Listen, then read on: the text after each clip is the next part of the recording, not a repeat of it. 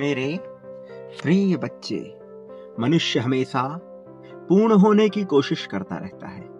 पूरी समझ, पूरी सुरक्षा, यहां तक कि पूरा नियंत्रण भी। लेकिन दूसरी दुनिया पूर्णता में कभी प्रवेश नहीं करती। वो तो दरार खोजती है। और दरार का मतलब यहां कमजोरी नहीं है।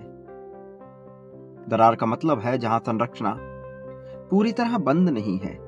और जो पूरी तरह बंद है वहां कुछ नया कभी प्रवेश नहीं कर सकता। दूसरी दुनिया की शक्तियां ताकत से नहीं आती, वो बीच से आती हैं। जहां तुम पूरी तरह आश्वस्त नहीं हो, जहां तुम पूरी तरह टूटे भी नहीं हो, बस थोड़ा सा खुलापन, अर्थात दुविधा की वो स्थिति जब तुम समझ नहीं पाते कि तुम्हें इस पार जाना है या उस पार, जब तुम समझ नहीं पाते कि तुम्हें क्या फैसला लेना। मेरे प्रिय बच्चे, यही वो पल होता है जहां तुम्हें भले समझ ना आए, किंतु ब्रह्मांड समझता है कि तुम्हें किस दिशा की ओर ले जाना है। यहीं से जीत की शुरुआत होती है, वो शुरुआत जिसकी तुमने मांग की है। और आज ये संदेश तुम्हारे पास आया है क्योंकि अब तुम उसी शुरुआत के साक्षी हो। तुम वही पाने के करीब हो, वो जिस पर तुम्हारा अधिकार है, वो जिससे एक नई दुनिया की रोशनी खुलेगी, वो जो समझ को न केवल विकसित करेगी बल्कि नए तरंगों में ढालेगी, वो जो तुम्हारी जीत को नया आयाम देगी। और इस कारण से तुम्हें संदेश को पूर्णतः अंत तक सुनना ही होगा। चाहे परिस्थिति कैसी भी नजर आ रही हो, इसे बीच में छोड़कर जाने की, अनदेखा करने की भूल बिल्कुल भी नहीं करो। परम सत्ता संपूर्ण को नहीं चुनती, वो अपूर्ण को सक्रिय करती है। इसलिए जिसे तुम अपनी कमी समझते हो, वहीं पर मेरे प्रिय सबसे ज्यादा संभावना छुपी होती है।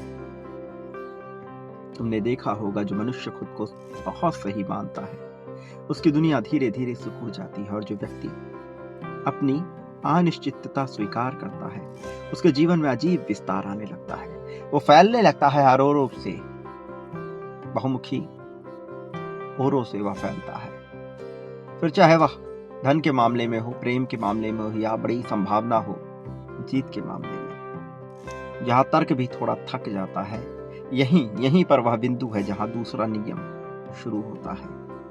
याद रखो, परम सत्ता कभी सीधे रास्ते नहीं बनाती, वो दरारों को रास्ता बना देती है। जो चीज तुम्हें रुकावट लगती है, अक्सर वही प्रवेश द्वार होती है। इंसान पूछता है कि मेरे साथ ही ऐसा क्यों? असल में उसके भीतर एक दरार बन चुकी होती है, जहां से नई शक्ति उतरने वाली होती है। लेकिन डर उसे बंद करने की कोशिश करता रहता है। दूसरी दुनिया डरे हुए मन में काम नहीं करती,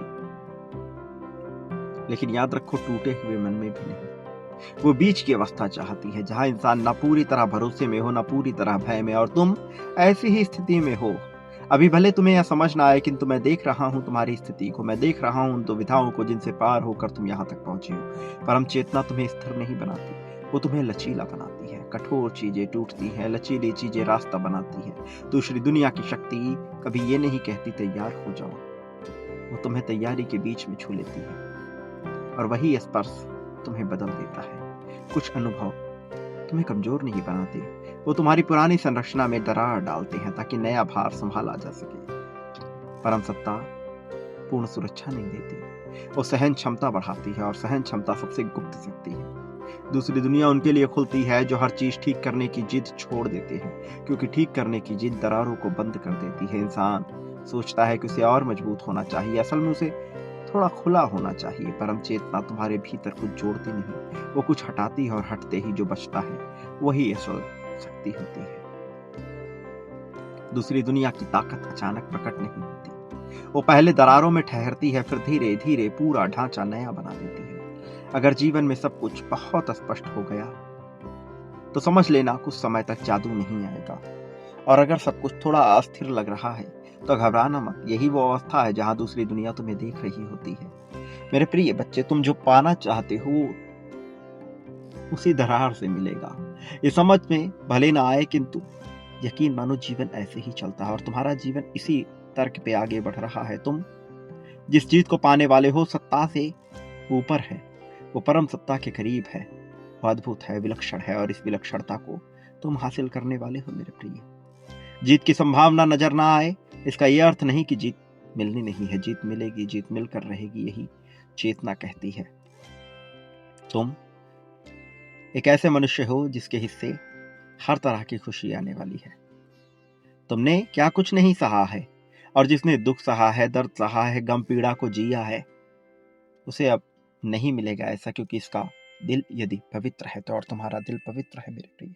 इस पवित्रता को हासिल करते हुए तुम आगे बढ़े हो, तुम्हें तो जीत मिलनी ही है। याद रखो, ये जीत तुम्हारे हिस्से आ रही है, लेकिन उसके लिए तुम्हें थोड़ा त्याग करना होगा। त्याग ऐसा नहीं कि जीवन की बहुत बड़ी चीज छिन जाए, लेकिन थोड़ा बांटना होगा। प्रेम, धन, संपत्ति, समृद्धि, खुशहाली, इन सब के लिए बांटना पड़ता है मेरे प्रिय। तो बांटो अभी, आभार व्यक्त करते हुए। मैं विजय राह पर हूं और विजय मुझे मिलनी ही चाहिए, मेरा हक है, ऐसा लिखते हुए बांटो। संख्या 51,000 के क्रम में बांटो मेरे प्रिय।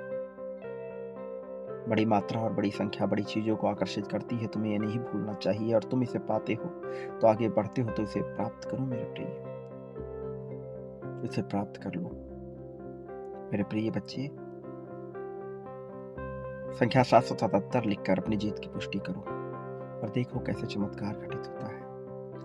मेरे आने वाले संदेशों की प्रतीक्षा अवश्य करो, क्योंकि मैं आऊंगा तुम्हारा मार्गदर्शन कर, तुम्हें जीत दिलाने, जीत की राह में तुम्हें अनंतम ऊंचाइयों तक लेकर जाने के लिए।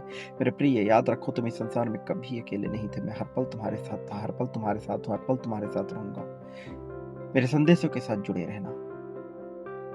तुम्हारा उद्धार होने वाला है, तुम्हारी उन्नति होने वाली है, कल्याण होने वाला है, खुशियां तुम्हारे कदम चूमेंगी और हर तरफ तुम्हारे नाम का महिमा मंडन होगा। यही सत्य है। इस साल तुम बहुत बड़ी बड़ी खुशियां पाओगे, ऐसी खुशियां जिसके बारे में तुमने सोचा नहीं होगा। तुम्हारे विचारों से ऊपर उठकर तुम्हें नई दिशा की ओर ले जाने वाली, नए जमाने की ओर ले जाने वाली, नई ताकतों को हासिल कराने वाली खुशियां तुम्हें मिलेंगी।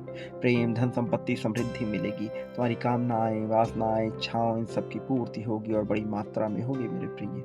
हर्ष विनोद के लिए इसे प्राप्त कर लो। सदा सुखी रहो, तुम्हारा कल्याण होगा। उन्नति, प्रगति, उत्थान के साथ तुम्हारी वास्तविक तरक्की होगी। यही सत्य है, यही नियम है।